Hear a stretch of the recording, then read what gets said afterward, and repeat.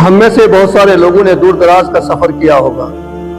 جب آپ سفر کرتے ہیں تو ٹرین ہی کے اندر آپ کو کوئی اپنی زبان بولنے والا مل جائے تو تھوڑا سا آپ کا کلیجہ بڑا ہو جاتا ہے۔ یا کسی باہر شہر میں آپ کام کرنے کے لیے جائیں، کوئی آپ کو اپنے وطن کا نظر نہیں آ رہا ہے، لیکن اچانک کہیں آپ کو اپنے گاؤں کی زبان بولنے والا نظر آ جائے تو آپ کا کلیجہ بڑا ہو جاتا ہے۔ جانتے ہو ایسا کیوں ہوتا ہے؟ وہ اس لیے آپ یہ سمجھتے ہیں کہ ہمارے ملک کا ہے، ہمارے گاؤں کا ہے، یہ ہمارا ہمدرد ہے، ہمارا ساتھی ہے، ہمارا یار ہے، ہمارے گاؤں کا ہے تو ہمارے ساتھ یہ بے وفائی نہیں کر سکتا۔ ہماری تکلیف اس کی تکلیف، ہماری مصیبت اس کی مصیبت، ہماری پریشانی اس کی پریشانی۔ باہر ہم کسی غیر وطن میں جاتے ہیں کام کرنے کے لیے تو اپنے وطن والے کو اپنا ساتھی سمجھتے ہیں، اپنا پریوار سمجھتے ہیں، اپنا دوست سمجھتے ہیں۔ آپ جانتے ہو کہ وطن کسے کہتا ہے؟ ملک کسے کہتے ہیں؟ ملک کیسے بنتا ہے؟ وطن کیسے بنتا ہے؟ ذرا آپ اس کی گہرائی میں جائیں۔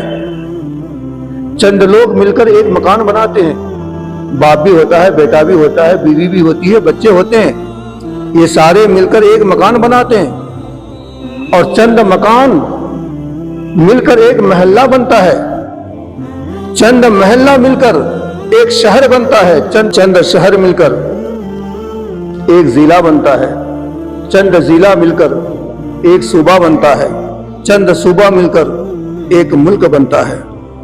یہ پریوار کی طرح ہے پورا وطن، یہ پورا ملک ایک پریوار کی طرح ہے۔ دو بھائی، دو بہن، باپ بیٹا ایک جس طرح پریوار کی طرح ہوتے ہیں، اس پریوار کے اندر اگر جھگڑا پیدا ہو گیا، لڑائی پیدا ہو گئی تو اس پریوار کے اندر جس نے لڑائی پیدا کی اصل میں وہی انسان قصوروار ہے، وہی انسان سزا کا مستحق ہے۔ یہ ملک ہندوستان جس میں ہندو بھی رہتے ہیں، سکھ بھی رہتے ہیں، عیسائی بھی رہتے ہیں، نہ جانے کتنے مذاہب کے لوگ یہاں رہتے ہیں، یہ سارے کے سارے ایک پریوار کی طرح ہیں۔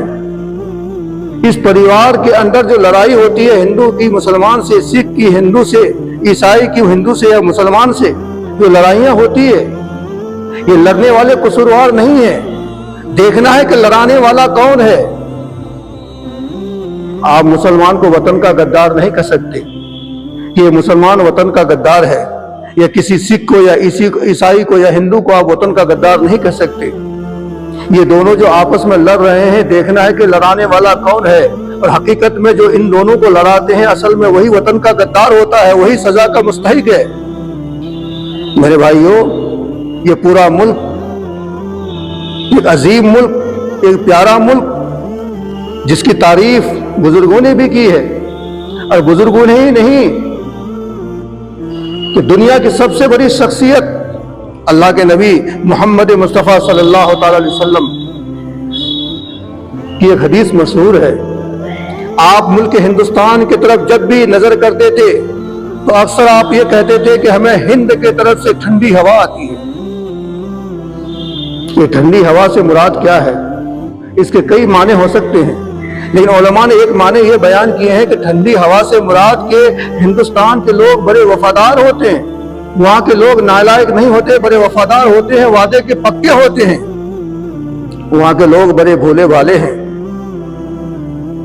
یہاں سے اللہ کے نبی صلی اللہ علیہ وسلم کو ٹھنڈی ہوائیں آتی تھی۔ آج بلا وجہ اللہ کے نبی کو یہ قوم بدنام کرتی ہے، بعض لوگ بدنام کرتے ہیں کہ مسلمانوں کے نبی نے صرف جہاد کرنا سکھایا، مسلمانوں کے نبی نے صرف تلوار پکڑنا سکھایا، مسلمانوں کے نبی نے چند ساتھیوں کے ساتھ مل کر زبردستی لوگوں کے گھر گھر تک اسلام کو پہنچایا، تلوار کی نوک سے، تلوار کی دھار سے اسلام پہنچایا گیا ہے۔ خدارا ایسی بات آپ مت کرو۔ اللہ کے نبی کی چند باتیں ایسی ہے جسے سن کر آپ کے بھی رونگٹے کھڑے ہو جائیں گے۔ کیا یہ مشہور روایت نہیں ہے کہ اللہ کے نبی سرکار دو عالم صلی اللہ علیہ وسلم نے مکہ کی سرزمین میں جب دین اسلام کا اعلان کیا، لا الہ الا اللہ محمد رسول اللہ کا اعلان کیا، لوگوں کو پڑھنے کی دعوت دی، تو آپ پر پتھروں کی بارش ہوئی اور لوگوں نے دشمنی کی اتنی حد کر دی کہ آپ روزانہ ایک راستے سے گزرتے تھے، اس راستے میں ایک عورت رہتی تھی جو آپ سے جلتی تھی، آپ سے حسد کرتی تھی، آپ کو دیکھنا تک پسند نہیں کرتی تھی۔ وہ روزانہ اپنے مکان میں جھاڑو لگا کر कचरे को जमा रखती थी। आपका जब गुजरने का वक्त होता तो वो औरत कचरा लेकर के खिड़की के पास खड़ी होती, रोजाना आपके ऊपर कचरे को डाल देती। आप समझ सकते हैं कि किसी शख्स पर रोजाना अगर कचरा डाला जाए तो वो आदमी दो काम करेगा, या तो लड़ने झगड़ने पे मजबूर होगा, या तो वो रास्ता छोड़ देगा, उस रास्ते से आना छोड़ देगा। लेकिन वो औरत जब अल्लाह के नबी पे कचरा डालती थी तो अल्लाह के नबी सरकार दो आलम सल्लल्लाहु अलैहि वसल्लम मुस्कुरा के चल देते थे, मुस्कुरा के चल देते। 2-3 दिनों से वो औरत कचरा नहीं डाल रही थी, ऊपर से कचरा नहीं डाला जा रहा था। तो अल्लाह के नबी ने अगल बगल के लोगों से पूछा कि ये फलां मकान में जो औरत रहती थी उसका क्या हुआ? तो लोगों ने कहा, अरे मोहम्मद सल्लल्लाहु अलैहि वसल्लम वो तो कचरा डालती थी आपके ऊपर, अगर नहीं डाल रही है तो अच्छी बात है। लेकिन अल्लाह के नबी ने कहा, बोलो तो सही, हुआ क्या? लोगों ने कहा, वो बीमार पड़ गई है, बिस्तर से उठ नहीं पाती। हमारे और आपके जैसे लोग होते तो खुशी से फूले नहीं समाते कि चलो ठीक हुआ। हमसे दुश्मनी मोल ले रही थी, हमसे जलती थी, हमसे भूनती थी, हमसे नफरत करती थी, अल्लाह ने उसे मजा चखा दिया, बिस्तरे पे लेटी है। लेकिन अल्लाह के नबी ने ये नहीं किया।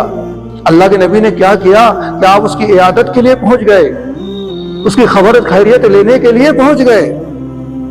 जब खबर खैरियत लेने के लिए अल्लाह के नबी सरकार दो आलम सल्लल्लाहु अलैहि वसल्लम पहुंच गए तो औरत रोने लगी, आंख से टप टप आंसू जारी हो गए। उन्होंने कहा, अरे मोहम्मद सल्लल्लाहु अलैहि वसल्लम, मैं आपसे चिढ़ती थी, रोजाना नफरत की वजह से कचरों को जमा करके मैं आपके ऊपर डाल दिया करती थी।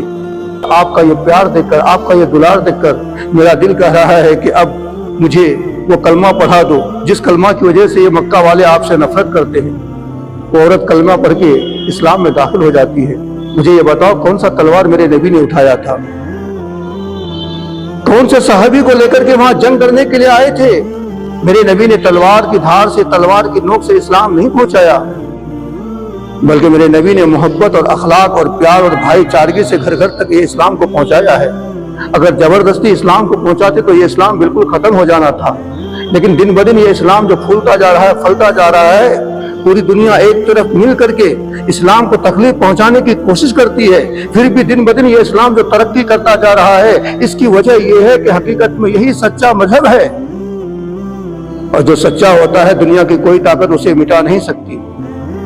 एक रवायत और मशहूर है कि अल्लाह के नबी सरकार दो आलम सल्लल्लाहु अलैहि वसल्लम रास्ते से गुजर रहे थे तो आपने देखा कि एक बूढ़ी औरत लकड़ी का बोझा लिए बैठी है, लकड़ी का बोझा उठा नहीं पा रही है।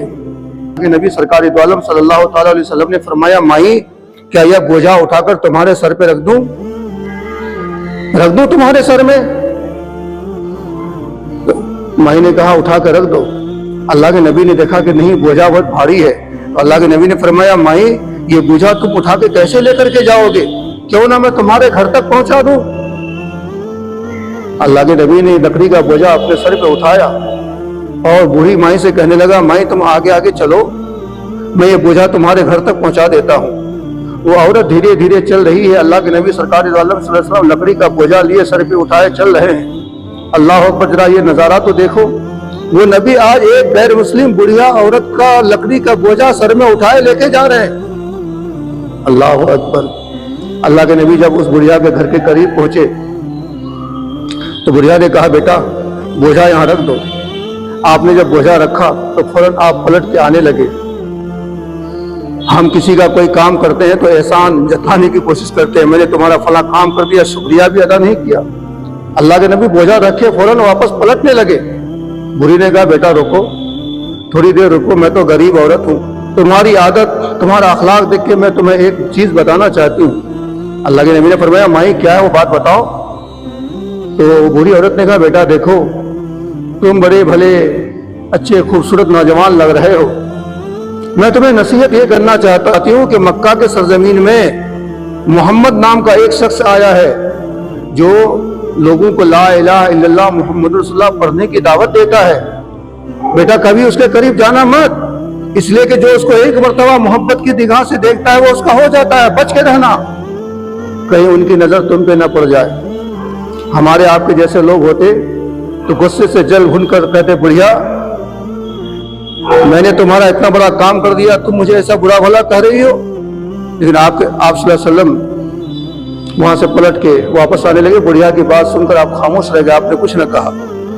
बुढ़िया कहने लगे, बेटा जा रहे हो तो जाते जाते कम से कम अपना नाम तो एक बार बता के जाओ। आप सल्लल्लाहु अलैहि वसल्लम ने फरमाया, मेरा नाम लेके क्या करोगे? कहा, बेटा बताओ तो सही तुम्हारा नाम क्या है? अल्लाह के नबी ने फरमाया, माई जिस मोहम्मद के पास तुम मुझे जाने से रोक रहे थे वो मोहम्मद कोई और नहीं, वो मोहम्मद मैं ही तो हूं। जिस मोहम्मद ने पूरे मक्का में कलमा का ऐलान करके रखा है वो मोहम्मद कोई और नहीं, वो मोहम्मद मैं ही तो हूं। बुढ़िया कहने लगी, बेटा अगर वो मोहम्मद तुम ही हो तो दुनिया की कोई ताकत वो कलमा पढ़ने से मुझे नहीं रोक सकती। बेटा मुझे पढ़ा दो ला इलाहा इल्लल्लाह मुहम्मदुर रसूलुल्लाह। मुझे यहां बताओ दुनिया वालों, यहां कौन सा तलवार मेरे नबी ने दिखाया था? यहां कौन सा जुल्म सहाबा ने किया था? याद रखो कि ये इस्लाम जुल्म के जरिए नहीं, ये इस्लाम मोहब्बत के जरिए पूरी दुनिया तक फैला है। तो मैं बता ये रहा था कि हमारे नबी सल्लल्लाहु अलैहि वसल्लम अक्सर हिंदुस्तान की तरफ रुख करके ये फरमाते थे कि मुल्क हिंद से मुझे ठंडी ठंडी हवा आ रही है। जिस मुल्क की तारीफ, जिस वतन की तारीफ अल्लाह के नबी ने की हो, वो वतन कितना अजीज है, कितना प्यारा है। एक चीज याद रखो, इस मुल्क को आजाद करने के लिए जितनी कुर्बानी हिंदू ने दी है, जितनी कुर्बानी सिख ने दी है, जितनी कुर्बानी ईसाइयों ने दी है, इतनी ही कुर्बानी मुसलमानों ने दी है। यह और बात है कि हम 1857 की बाद की कहानियां, किस्से, वाक़ये को बयान करते हैं, किताबों में लिखे हैं, लेकिन 1857 से पहले की जो तारीख है वो लोगों के सामने बयान नहीं की जाती। वो भी मैं आपके सामने बयान करना चाहूंगा।